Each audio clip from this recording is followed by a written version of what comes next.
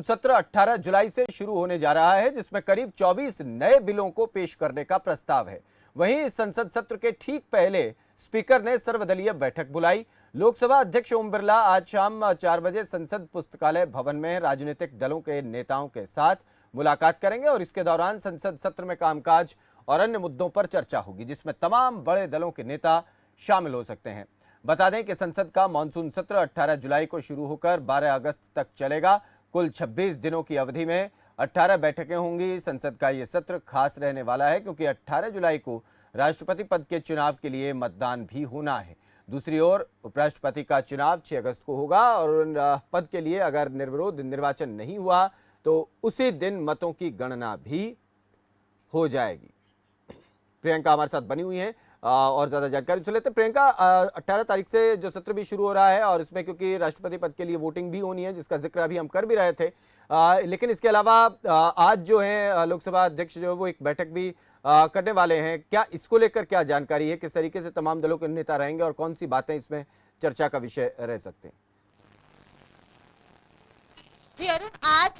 क्योंकि 18 तारीख से संसद का सत्र शुरू होने वाला है, तो उसके पहले आज लोकसभा स्पीकर ओम बिरला ने 4 बजे शाम को एक अहम बैठक बुलाई है। ये सर्वदलीय बैठक है। संसद सत्र के शुरू होने के पहले इस बैठक को काफी अहम माना जा रहा है क्योंकि इसमें नेता प्रतिपक्ष और विपक्ष दोनों शामिल होंगे और इसमें ओम बिरला उनको ये बताएंगे कि किस तरीके से संसद की जो पूरी प्रक्रिया है उसको सुचारू रूप से चलने देना है, क्योंकि ऐसी बातें निकल के सामने आ रही है कि इस बार संसद के पटल पर करीबन 24 ऐसे बिल हैं जिसको लाया जा सकता है और जिस पे चर्चा होगी। तो इस बैठक में ओम बिरला ये सुनिश्चित करने की कोशिश करेंगे कि दोनों पक्ष सही तरीके से संसद की मर्यादा को मानते हुए अपना अपना रोल निभाए ताकि जनता के हित में ज्यादा से ज्यादा बिल को पास किया जा सके, ज्यादा से ज्यादा बिल पर विचार विमर्श किया जा सके अरुण। क्योंकि अक्सर हमने देखा है कि संसद के पटल पर किसी न किसी कारणवश बहुत सारी दिक्कतें होती है, बहुत सारे प्रॉब्लम्स होते हैं और जिसके वजह से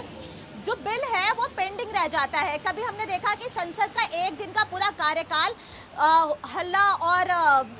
चीख पुकार में भी बीत जाता है, प्रदर्शन होता है, जिसको लेकर अभी हाल फिलहाल 2 दिन पहले ही कुछ नोटिफिकेशंस भी जारी किए गए अरुण कि कुछ शब्दों का इस्तेमाल नहीं कर पाएंगे, वहीं संसद परिसर में किसी भी तरीके का धरना प्रदर्शन नहीं कर पाएंगे। तो इन सारे मुद्दों को लेकर जहां एक और राजनीति गर्मा गई है, विपक्ष लगातार हमलावर हो रहा है, तो वहीं दूसरी ओर आज दिल्ली में ये जो बैठक होनी है जिसमें सर्वदलीय बैठक माना जा रहा है, इसको सारे दल के नेता मौजूद होंगे, विपक्ष और सत्ता पक्ष मौजूद होगा और जहां स्पीकर ये बताएंगे कि किस तरीके से संसद के डेकोरम को मानते हुए ज्यादा से ज्यादा फ्रूटाइल यानी कि फलदायक आपको ये सेशन बनाना है, क्योंकि ऐसा माना जा रहा है कि अग्निपथ योजना और बाकी सारी बहुत सारे अहम मुद्दों को लेकर विपक्ष इस बार सरकार को घेर सकता है। प्रियंका, बिल्कुल ये विषय भी है। इसके अलावा जिसका जिक्र आपने भी किया कि एक तो जो एक बुकलेट जारी की गई जिसमें असंसदीय शब्दों की एक अच्छी खासी लंबी सूची है। इसके अलावा ये भी नोटिफिकेशन कि संसद के परिसर में किसी भी तरीके का धरना प्रदर्शन या कोई गैदरिंग जो उस तरीके से आप नहीं कर सकते हैं, ये भी एक नोटिफिकेशन आया है। इसको लेकर भी विपक्ष काफ़ी आवाज़ उठा रहा है और लगता है कि आज की जो मीटिंग होगी उसमें भी आवाज़ उठेगी और सत्र में भी ये हंगामे के विषय हो सकते हैं जिसका आप भी जिक्र कर रही हैं। तो क्या इसमें लोकसभा के जो स्पीकर हैं वो सभी जितने भी दल हैं जो भी इस को लेकर आवाज उठा रहे हैं, क्योंकि वो मीटिंग में फिर से वही बात रखेंगे, तो एक जो सहमति है क्या वो बना लेंगे आज सभी दल के नेताओं के साथ? अरुण, देखिए, अक्सर ऐसा होता है कि पार्लियामेंट में बहुत सालों से जो शब्दों का इस्तेमाल होता है या फिर जिस टोन में उन शब्दों का इस्तेमाल होता है उसकी सूची बनाई जाती है, मिनट बनाई जाती है और उसके बाद संसद बोर्ड एक पार्लियामेंट का एक बोर्ड होता है, वो गठन करता है चीज़ों को और उसको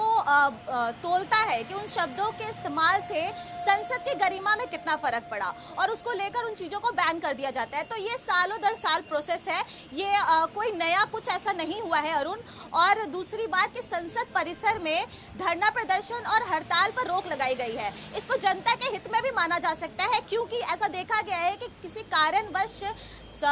जो संसद में सांसद मौजूद होते हैं वो अपने बात को रखते हैं और कहीं ना कहीं बात को रखते हैं मर्यादा भी बहुत बार भूल जाते हैं। तो जिसको देखते हुए ये जो फैसला आया है, ये काफ़ी अच्छा और अहम माना जा रहा है और जनता इसे काफ़ी ज़्यादा वेलकम कर रही है। तो वहीं विपक्ष इसको भुना भी रहा है और विरोध कर रहा है। हमने देखा कि किस तरीके से जयराम रमेश ने ट्वीट किया और उन्होंने कहा कि लोकतंत्र में इस तरीके से किसी के शब्द और बातों को रोक देना अपने आप में लोकतंत्र के लिए हानिकारक है। जिसके बाद सत्ता पक्ष का कहना है कि ये कुछ नया नहीं हुआ है और कृपया करके इसको ना भुनाया जाए। तो इसको देखते हुए आज जो ये बैठक होगी सर्वदलीय, जो लोकसभा स्पीकर के नेतृत्व में होगी, उसमें भी विपक्ष उन बातों को रख सकता है और दोनों पक्ष की बातों को सुनते हुए स्पीकर ये तय करेंगे कि आगामी जो पूरी प्रक्रिया है संसद की, जो काल शुरू होने वाला है, वो संसद का जो टेन्योर है वो ढंग से चले, वो पूरा सेशन अच्छे से चले और इसको लेते हुए लोकसभा स्पीकर ओम बिरला दोनों पक्ष को सुनते हुए अपनी बात जरूर रखेंगे। अरुण, चलिए, बहुत शुक्रिया प्रियंका पूरी जानकारी के लिए। तो आज संसद के सत्र की शुरुआत से पहले जो लोकसभा अध्यक्ष हैं वो एक बैठक उन्होंने सर्वदलीय बैठक बुलाई है जिसमें सभी दलों के नेता रहेंगे और क्योंकि सत्र में 24 नए बिल जो हैं वो पेश किए जाने हैं और उन बिलों पर भी किसी तरीके का हंगामा ना हो और एक अच्छा जो सत्र है वो निकले, कामकाज इसमें बहुत ज़्यादा हो, इसका प्रयास जो है वो लोकसभा अध्यक्ष का है और इसी को लेकर ये बैठक बुलाई गई है। आगे बढ़ेंगे, एक और खबर आप